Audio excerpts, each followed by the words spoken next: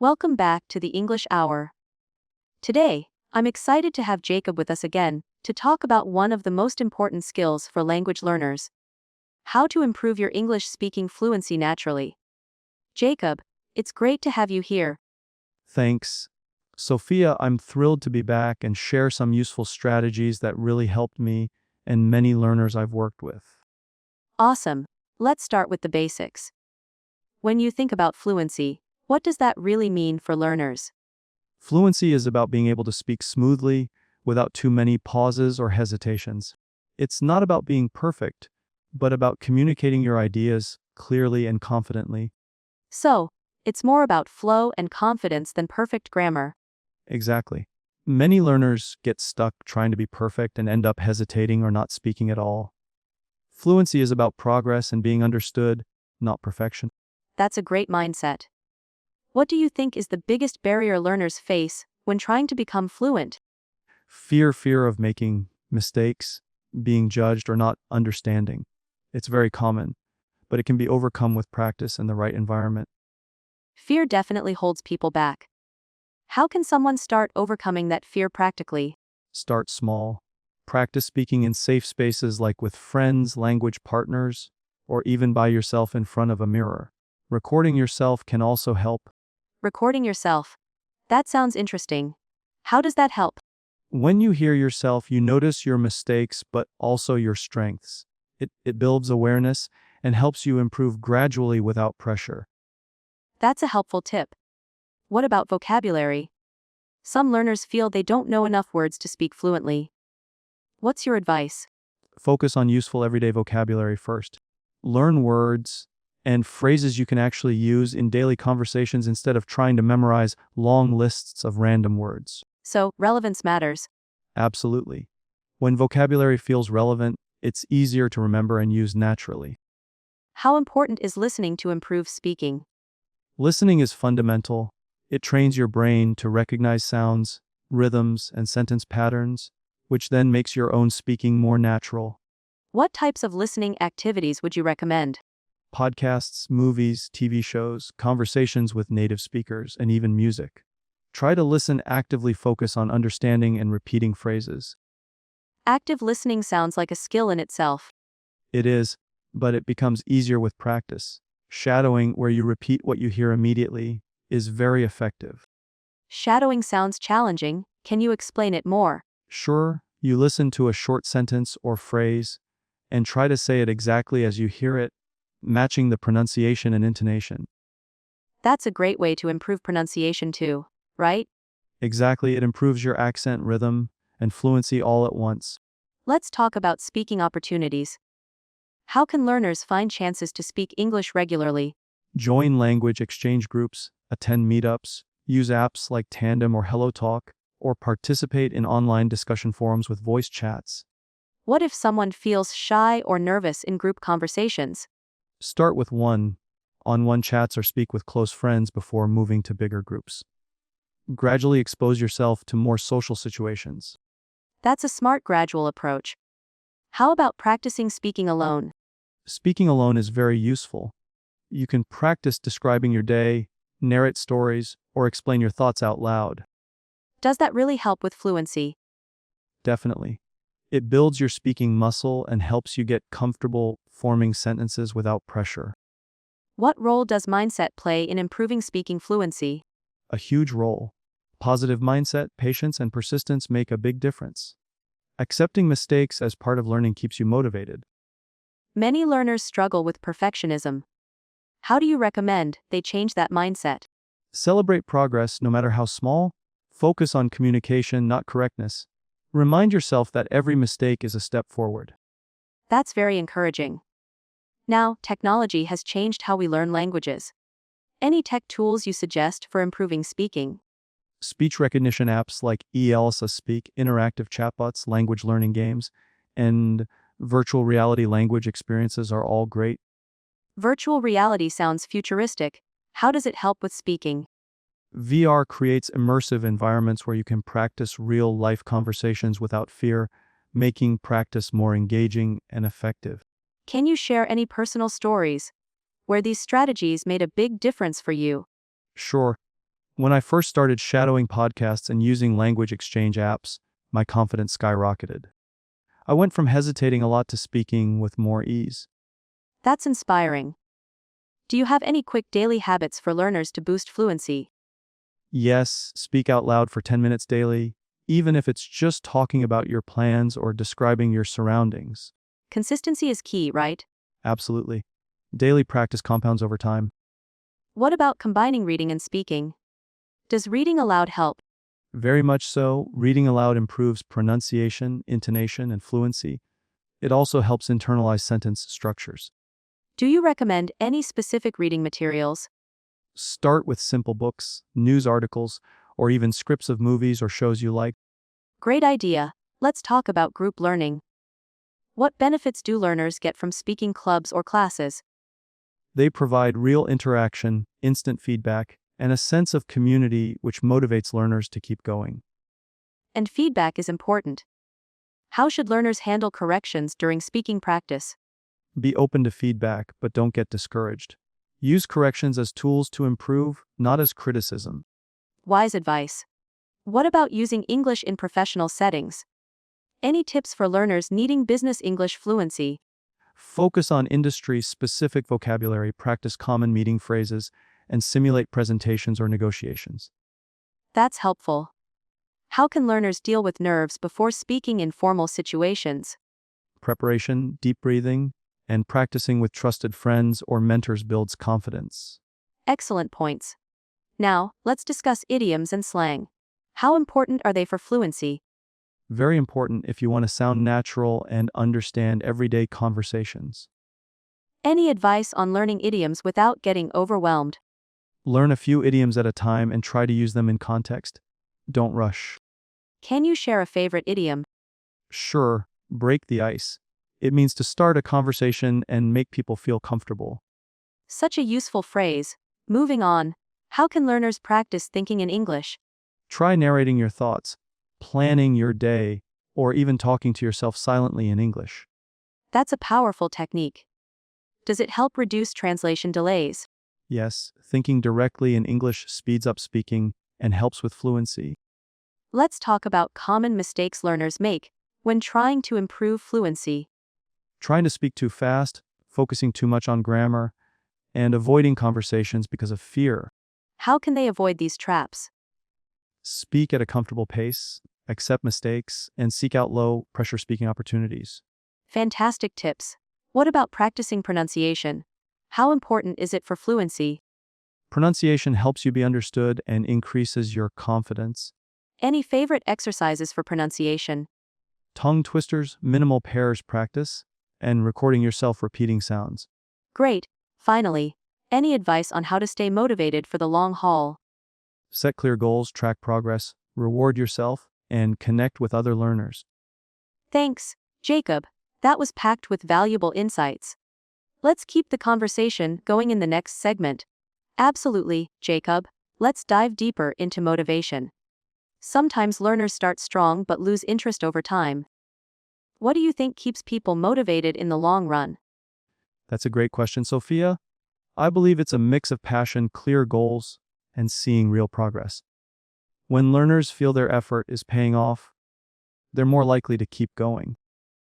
How can learners set effective goals that help maintain motivation? Goals should be specific, measurable, achievable, relevant, and time-bound, what we call SMART goals. For example, I want to hold a 5-minute conversation with a native speaker in 2 months is better than a vague goal like, I want to speak English better. SMART goals really help with focus. What about dealing with setbacks or plateaus when progress seems to stall?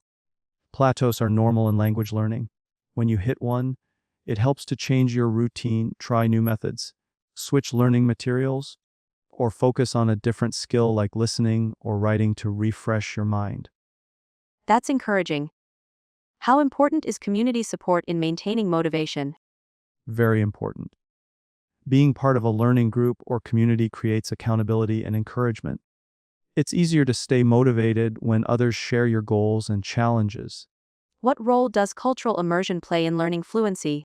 Immersion is huge. The more you surround yourself with the language through media, conversations, travel, or cultural activities, the faster your brain adapts to thinking and speaking naturally.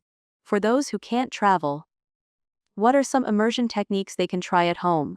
Watch movies or series in English without subtitles, change your phone and computer settings to English, listen to English music, and try to think or talk to yourself in English throughout the day. That's doable. Now, let's discuss how to use mistakes effectively. How can learners transform errors into learning opportunities? Instead of fearing mistakes, treat them like feedback. Analyze what went wrong, practice the correct form, and try again. Over time, you build stronger skills by learning from errors. That's such a positive way to look at it. What about anxiety during speaking tests or interviews?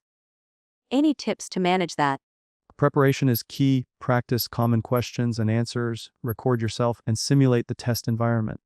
Also, use relaxation techniques like deep breathing and visualization before the test. Great advice. Let's talk about idioms and expressions again. How can learners keep these fresh and use them naturally? Keep a journal of new idioms and try to use one or two in daily conversations or writing. Watching shows and noting expressions in context also helps solidify usage. That makes learning more practical. What about slang and informal language? Should learners focus on that? Slang is useful for understanding casual conversations and making your speech sound more natural. But it's important to know when it's appropriate. Formal settings usually require standard English. Definitely. Switching between formal and informal styles is a skill in itself. How can learners practice that switch? Role-playing different scenarios helps. For example, practice a job interview using formal English, then chat with a friend using informal slang. That sounds fun. Before we continue, how do you personally stay inspired as a language learner? I set new challenges regularly and remind myself why I love the language, culture, people, and endless opportunities. Also, I celebrate small wins, which keeps my enthusiasm alive. Celebrating progress is so important. What advice do you have for learners who feel stuck or frustrated? Take a short break if needed, then come back with fresh energy. Sometimes stepping away helps you return with new perspective and motivation. Wise words, Jacob. Let's discuss some practical exercises learners can do daily to build fluency. Sure, talking to yourself about your plans, describing objects around you, or retelling a story you heard are simple yet effective exercises. Those sound very doable. What about practicing with technology? Use language apps with speech recognition, join virtual language exchanges, or even use voice assistants like Siri or Google Assistant to practice speaking. Voice assistants as language partners, I like that idea. Any tips for improving pronunciation through technology? Many apps give instant feedback on your pronunciation, so use them regularly and focus on sounds that are difficult for you. Fantastic. Now, let's talk about integrating English into daily life. How can learners make English part of their routine? Label items in your house in English. Think in English while cooking or cleaning, and try to write your shopping lists or diary entries in English. Integrating language into daily habits sounds like the key to consistent practice. How about reading aloud? Reading aloud is excellent for improving fluency, intonation, and confidence. Choose materials you enjoy to keep it interesting. What kind of reading material do you suggest for different levels? Beginners can start with children's books or graded readers, intermediate learners with news articles or blogs, and advanced learners with novels or academic texts. Perfect. Finally, what's your number one tip for anyone serious about becoming fluent? Speak as much as possible, and don't be afraid to make mistakes. Fluency comes from practice, patience, and persistence. Thanks so much, Jacob. This has been incredibly insightful, and I'm sure our listeners will benefit a lot. Let's keep exploring more tips in our next segment. Absolutely, Sophia. Another key factor I've found is consistency. Even just 15 to 30 minutes every day makes a huge difference over time compared to long, infrequent sessions. That's so true. It's better to build a habit of daily practice than to cram once a week. How can learners make sure they stick to their practice every day? Setting reminders and creating a study schedule help a lot. Also, finding activities that are fun and engaging keeps motivation high. Learning doesn't have to be boring. Fun is essential. What are some fun learning activities you recommend? Games like word puzzles, language apps with quizzes, watching English, language shows with subtitles, or even karaoke in English can make learning enjoyable. Karaoke sounds like a blast. It also helps with pronunciation and rhythm, right? Exactly, singing helps with intonation, stress patterns, and fluency. Plus, it's a great way to remember vocabulary. Speaking of vocabulary, what are effective ways to expand it beyond just memorizing lists? Using new words in sentences, reading extensively, and learning vocabulary in context help. Flashcards can be useful if combined with usage practice. Contextual learning definitely sticks better. How about idiomatic expressions? Any tips on mastering those? Watch movies or listen to podcasts where idioms are used naturally. Try to mimic how native speakers use them. Then practice using them in your own sentences. Great advice. Now, what role does mindset play in language learning success? Mindset is everything. Approaching challenges with curiosity rather than fear, and seeing mistakes as growth opportunities changes the whole learning experience. So true. A positive mindset can transform frustration into excitement for progress. Absolutely. And celebrating small milestones boosts confidence and motivation to continue. Speaking of milestones, how should learners track their progress effectively? Keeping a learning journal or recording short videos of themselves speaking over time helps visualize improvement. It's encouraging to see how far you've come. That's inspiring. Any final thoughts on blending learning with real life use? Try to use English in daily situations, ordering food, chatting with friends, or writing emails. Real use cements what you've learned better than isolated study. Using language as a tool, not just a subject. That's a powerful mindset. Exactly, Sophia. The more you use English as a living tool, the faster and more naturally you learn. Thanks so much, Jacob. Let's continue this deep dive next time with more practical tips and stories. Looking forward to it, Sophia. Before we wrap up this segment, I wanted to mention one more thing about learning styles. Everyone learns differently, and it's important to find what works best for you. Yes, that's a great point. Some people learn better by listening, others by reading, and some by doing. How can learners figure out their best learning style? Experimentation is key. Try different methods like watching videos, reading books, practicing speaking, or writing. Notice which methods feel easier and more enjoyable. That's often a clue to your style. Once learners know their style, how should they tailor their practice? Focus more time on the methods that suit you, but don't ignore other skills. For example, if you're an auditory learner, listen to podcasts, but also practice speaking and writing to stay balanced. Balancing all skills is important.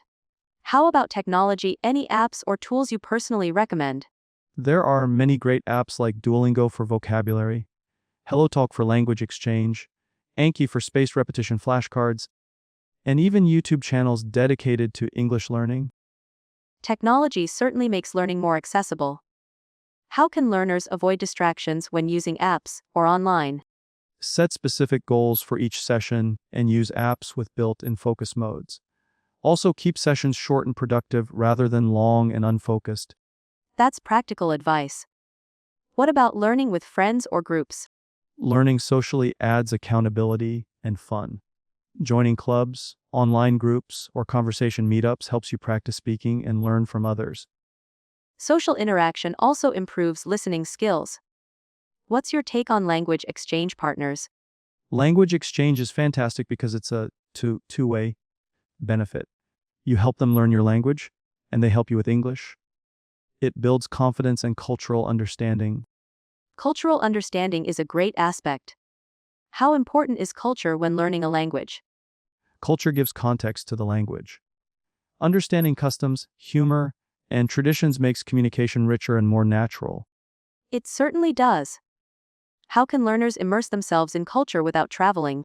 Watch films, listen to music, cook recipes from English-speaking countries, or follow social media influencers from those cultures. Such creative ways to connect. Let's talk about listening skills now. How can learners improve listening comprehension? Start with slow and clear audio like beginner podcasts or audiobooks. Gradually increase difficulty and try to listen without subtitles to challenge yourself. What do you recommend for dealing with fast or unclear speech? Repetition helps.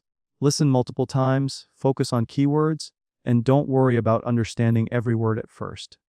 That's reassuring. For learners interested in writing, what exercises can boost their skills? Keeping a daily journal, writing emails or messages, and doing short essays or creative stories help practice grammar and vocabulary. Writing regularly definitely builds confidence. How can learners get useful feedback on their writing? Online forums, language exchange partners, or tutors can provide corrections and suggestions. Excellent. Let's shift to pronunciation now. Any quick tips for improving accent and clarity? Record yourself and compare with native speakers. Practice difficult sounds slowly, then speed up. Tongue twisters are also fun and effective. Tongue twisters, can you share a favorite? Try She Sells Seashells by the Seashore. It's great for practicing esh and sounds. Classic. Let's not forget motivation. How do you keep your passion for English learning alive? I set fun challenges, connect with other learners, and remind myself of the doors English opens professionally and personally. Fantastic mindset. For those struggling, what final encouragement would you give? Keep going. Every small step adds up. Remember, learning a language is a journey, not a race. Wise words, Jacob. I'm so grateful for your insights today. Let's keep this conversation going in our next episode. Absolutely, Sophia. Before we dive deeper, I think it's worth discussing how learning English can impact career opportunities globally. What's your take on that? That's a huge topic, Jacob. English is often called the global language of business. Knowing English can open doors to multinational companies, international projects, and even remote jobs. Exactly. Many companies require English proficiency as a baseline skill now. Even in non-English speaking countries, it's often the language used for communication in business. Right. And it's not just about speaking. Reading emails, writing reports, or participating in virtual meetings in English are common expectations. This is why improving all language skills, speaking, listening, reading, and writing is crucial for career advancement. What advice would you give to professionals who want to improve their English quickly for work? Focus on industry-specific vocabulary and practice communication scenarios like presentations, negotiations, or networking conversations. Great idea, role-playing these situations can really build confidence. And don't forget cultural nuances. Understanding business etiquette in different countries helps avoid misunderstandings. Very true. Switching gears a bit, what do you think about learning English through entertainment like movies, music, and games? It's one of the best ways to learn naturally. Entertainment keeps you engaged and exposes you to everyday language, slang, and expressions. I love that because it makes learning fun and relevant. Plus, it's a window into different accents and cultures. Definitely. And gamers often pick up English quickly because many games are in English or have English-speaking communities. Speaking of communities, how important is joining online forums or groups for language practice? Very important. It creates a social learning environment where you can ask questions, get feedback, and practice writing informally. That's encouraging for shy learners who may not have chances to speak in person. Exactly. Online communities can be less intimidating and more flexible time-wise. Now, I'd like to hear your thoughts on English exams. Are they necessary for everyone?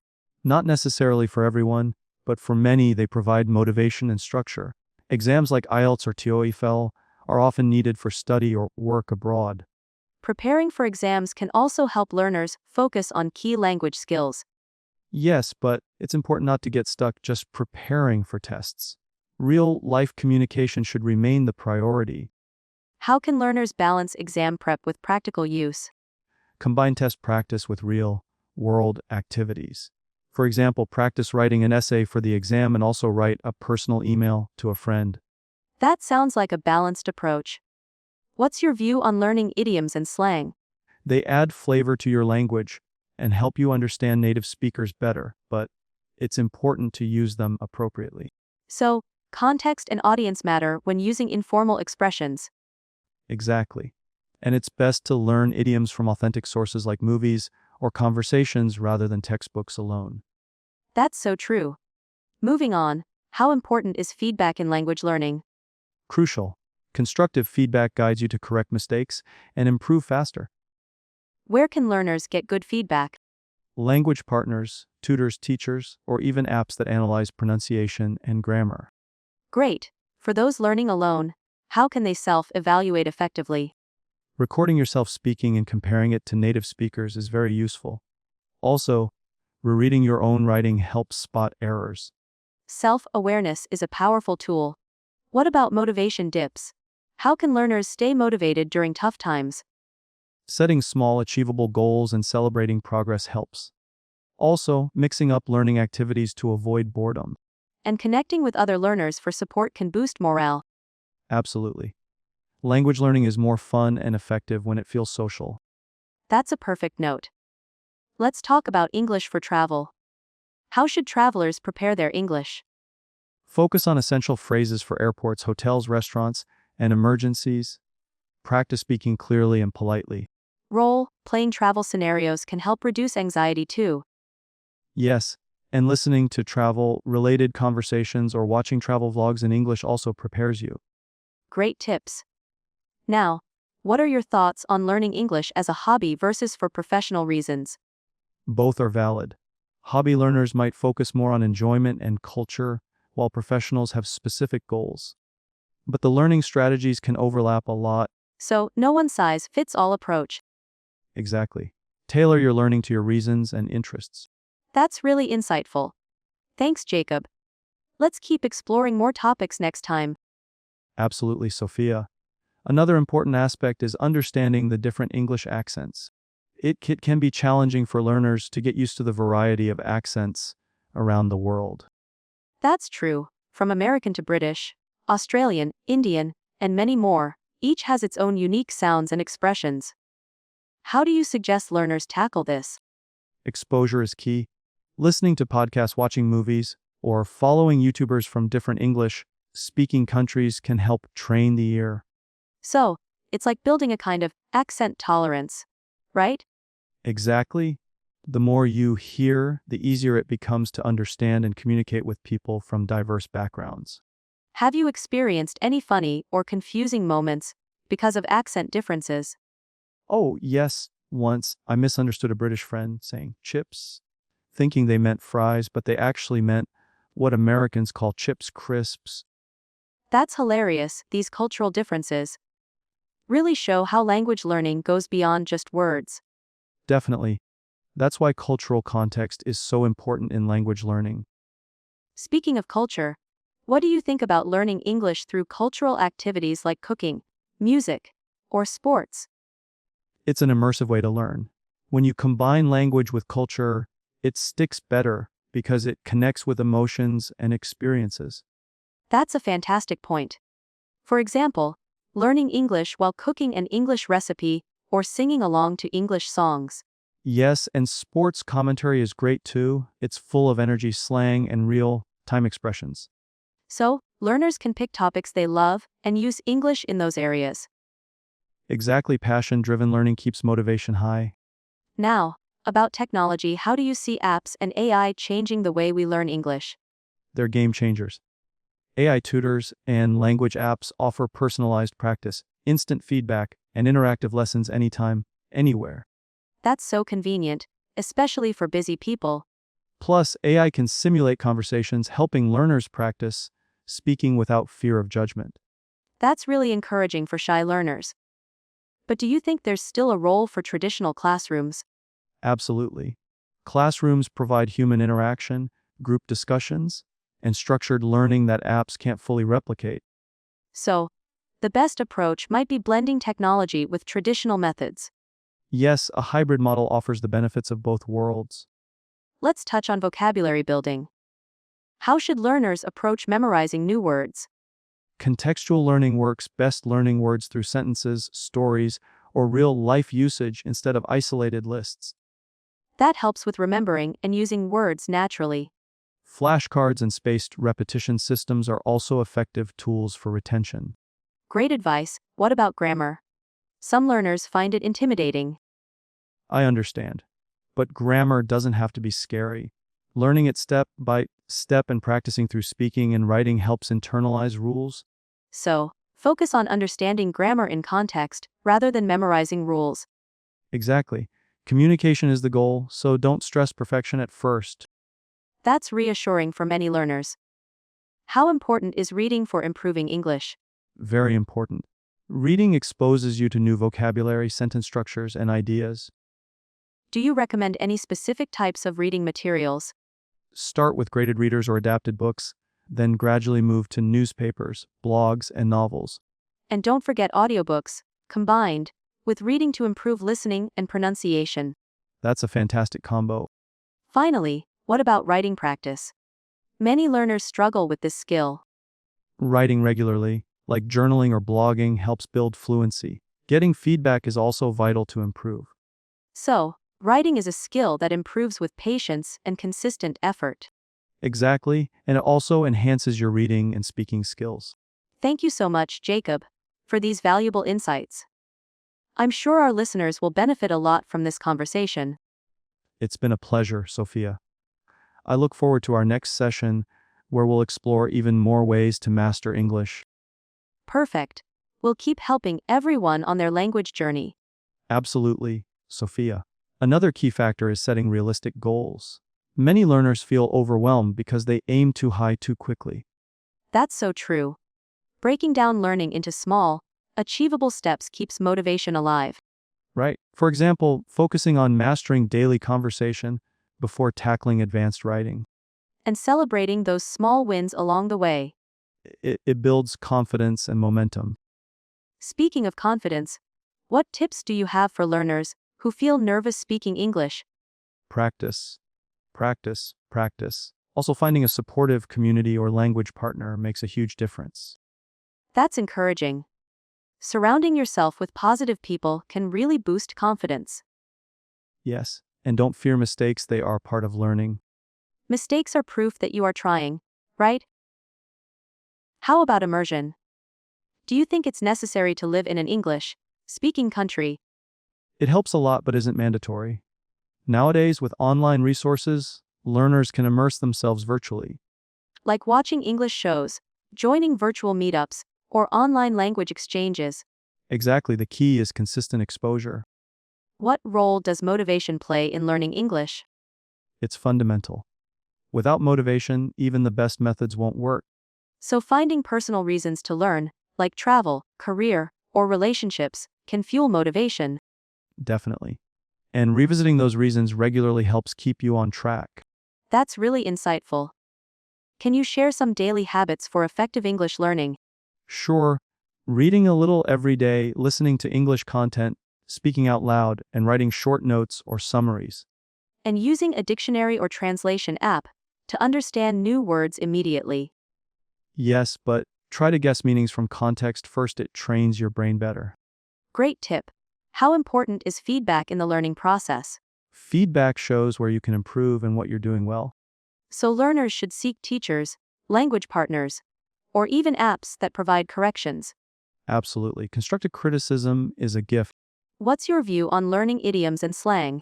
They add flavor to your language and help you sound more natural. But they can be confusing, right? True, so learn them gradually and understand the context. Do you think English learners should focus more on speaking or writing? Both are important, but speaking often builds immediate confidence and practical skills. Yet writing helps organize thoughts and reinforces grammar. Exactly, balancing both is ideal. Before we pause, any advice for learners facing plateaus? Change your routine, try new materials, and don't give up. That's powerful. Sometimes progress isn't visible daily, but persistence wins. Absolutely. Learning English is a marathon, not a sprint. Perfectly said, Jacob. We'll continue exploring more tips next time. Definitely, Sophia. Another thing that often helps learners is setting realistic expectations about fluency.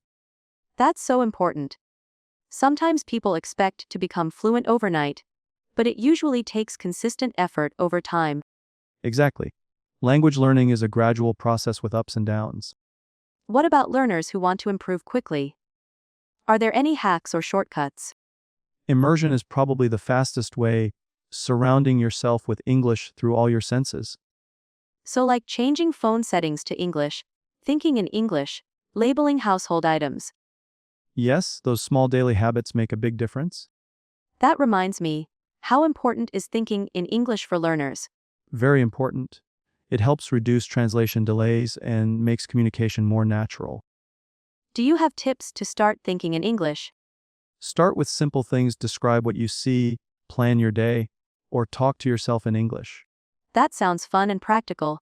It is. The more you practice, the easier it becomes. How do you suggest learners handle vocabulary overload? Focus on learning words in context and don't try to memorize everything at once. Prioritize high frequency words and phrases that you use daily. Quality over quantity. Now, about pronunciation. What are common challenges learners face?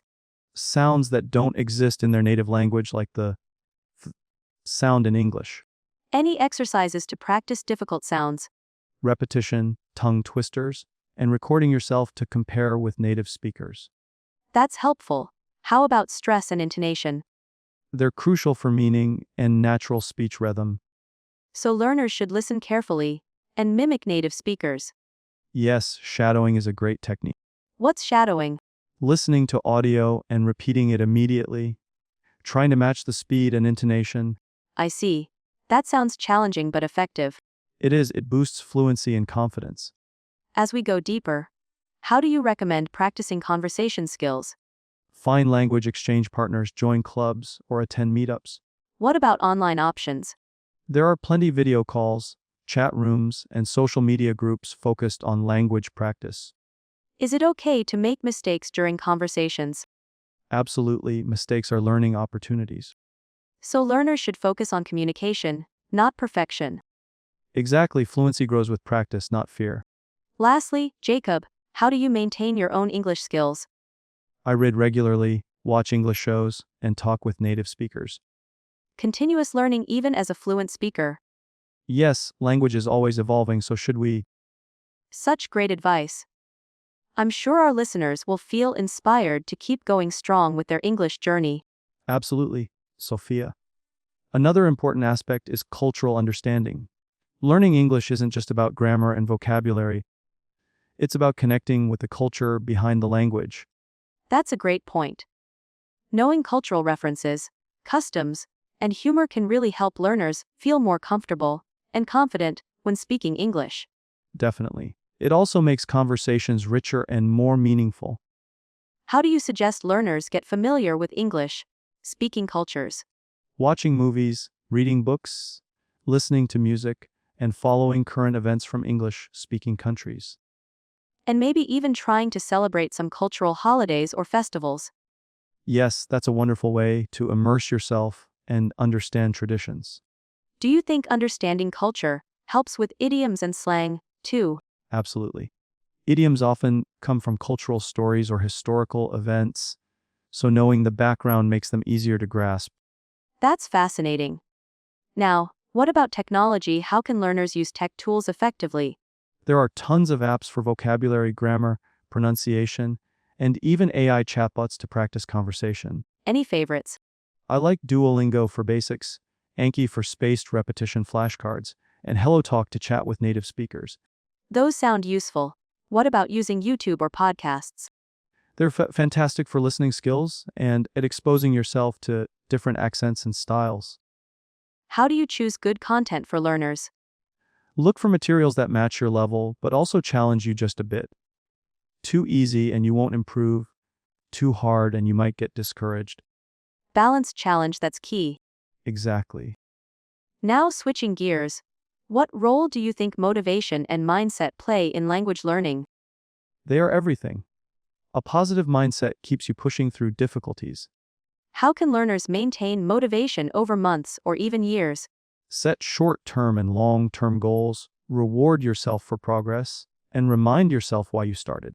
Also, surrounding yourself with supportive friends or community. Yes, having people who encourage you makes a big difference. Finally, Jacob, what advice would you give to learners who feel stuck or frustrated? Take a break if needed. Try a new method or focus on fun activities like games or music in English. So mixing things up to keep it interesting. Exactly. Language learning should be enjoyable, not a chore. Wise words. I think our listeners will appreciate these insights and feel ready to keep moving forward. I hope so, Sophia. Learning English is a journey worth taking, and every step counts. Absolutely. Thanks so much for joining me today, Jacob. We'll continue this conversation next time with even more tips and stories. Thanks for having me, Sophia. I'm looking forward to it. Me too. Before we wrap up this segment, let's quickly touch on the importance of reading and writing in English. Great idea. Reading helps with vocabulary and understanding sentence structure, while writing helps you practice using what you've learned actively. What kind of reading materials would you recommend? Start with things you enjoy: short stories, blogs, or even comics. Gradually move to newspapers and novels. And for writing, Journaling daily in English is fantastic. Also, joining online forums or writing short essays can help. how can learners get feedback on their writing? They can use language exchange partners, teachers, or even apps like Grammarly for instant corrections. That's handy. How about incorporating new vocabulary into writing? Try to use new words in your journal entries or conversations as soon as you learn them. Practice makes perfect. Consistency is key. Speaking of consistency, do you have any daily routines you follow to keep your English sharp? I make it a habit to read an article or watch a short video in English every day, then summarize it aloud or in writing. That sounds like a productive routine. I encourage our listeners to try that too. Yes, small daily habits add up over time. Well, Jacob, this has been such an enriching discussion. We'll keep exploring many more English learning strategies next time. Looking forward to it, Sophia. Thanks again. Thanks, Jacob, and thanks to all our listeners for joining us on the English Hour. Keep practicing, stay motivated, and see you soon.